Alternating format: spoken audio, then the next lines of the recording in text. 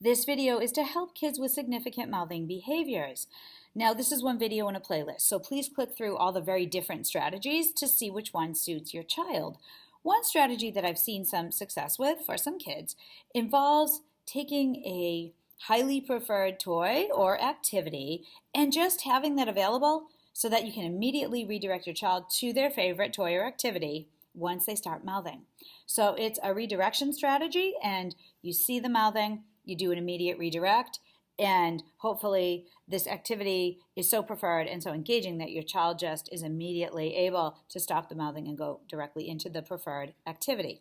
So it's a redirection strategy, and for some kids this can be really effective. So if you haven't tried it, it might work. So you could give it a try and see how it goes.